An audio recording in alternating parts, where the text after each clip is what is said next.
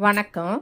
வாங்க சமைக்கலாம். இன்றைக்கி என்ன சமைக்க போகிறோம் அப்படின்னா, உடம்புக்கு ரொம்ப சத்தான நெல்லிக்காய் ரசம்.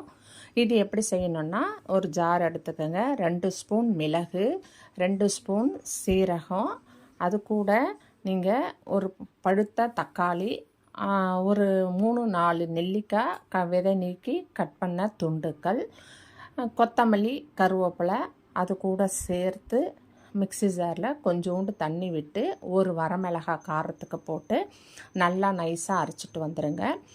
ஒரு சின்ன சைஸு சுண்டக்காய் சைஸு புளி எடுத்து கரைச்சிட்டு, அந்த புளி கரைசலோடு இன்னொரு தக்காளி வச்சு நல்லா கரைச்சிட்டு, நீங்கள் அரைச்ச அந்த விழுதையும் சேர்த்து, நெல்லிக்காயோடு சேர்த்து அரைச்ச அந்த விழுதையும் நல்லா கரைச்சி எடுத்துக்கின்னு, அதில் கொஞ்சோண்டு நீங்கள் மஞ்சள் பொடி போடுங்க. நல்லா கரைக்கணும். அந்த காரம் எல்லாம் சரியாகிற மாதிரி கரைச்சிட்டு மஞ்சள் பொடி போட்டு ஒரு கொத்தமல்லி மேலே தூவிட்டு நீங்கள் தேவையான அளவு உப்பு போட்டுக்கோங்க. தேவையான அளவு உப்பு போட்டுட்டு அதுக்கு ஒரு தாளிப்பு பண்ணணும். கடாய் வச்சு எண்ணெய் விட்டு கடுகு போடுங்க. கடுகு போட்டுட்டு ஒரு 3 வரமிளகாய் கிள்ளி போடுங்க. வரமிளகாய் கிள்ளி போட்டுட்டு அதில் கொஞ்சோண்டு நீங்கள் கருவேப்பிலை தாளிப்புக்கு போடுங்க. கருவேப்பிலை போட்டு அது நல்லா பொரிஞ்சதும் 3 பல் பூண்டு தட்டி போடுங்க.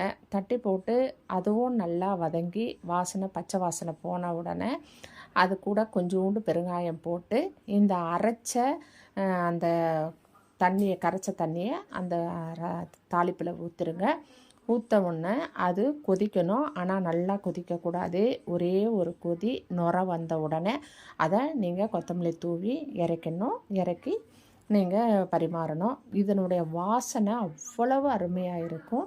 இது ரொம்ப சத்து நிறைந்தது. நெல்லிக்காய் சாதம், நெல்லிக்காய் ரசம், நெல்லிக்காய் பொரியல், அந்த மாதிரி நெல்லிக்காய் சம்மந்தப்பட்ட எல்லா உணவுகளுமே ரொம்ப சத்து, உயிர் சத்து ரொம்ப நல்லா நிறைஞ்சிருது. இதை நீங்கள் நெல்லிக்காய் தனியாக கொடுத்தா குழந்தைங்க சாப்பிட மாட்டாங்க. இந்த மாதிரி ரசம் செஞ்சு கொடுத்தீங்க அப்படின்னு சொன்னால் கண்டிப்பாக குழந்தைகள் சாப்பிடுவாங்க. அதனால் நீங்கள் இந்த நெல்லிக்காய் ரசம் செய்யுங்க. இது குறிப்பாக நீங்கள் வியாழன் வெள்ளிக்கிழமையில் செஞ்சிங்கன்னா இன்னும் கூடுதல் சிறப்பாக வீட்டில் ஒரு நல்ல வைப்ரேஷனும் ஏற்படும். சரிங்களா? கண்டிப்பாக செய்து ட்ரை பண்ணி பாருங்கள். நன்றி, வணக்கம். இந்த வீடியோவை சப்ஸ்கிரைப் பண்ணுங்கள், ஷேர் பண்ணுங்கள், லைக் பண்ணுங்கள். தேங்க்யூ.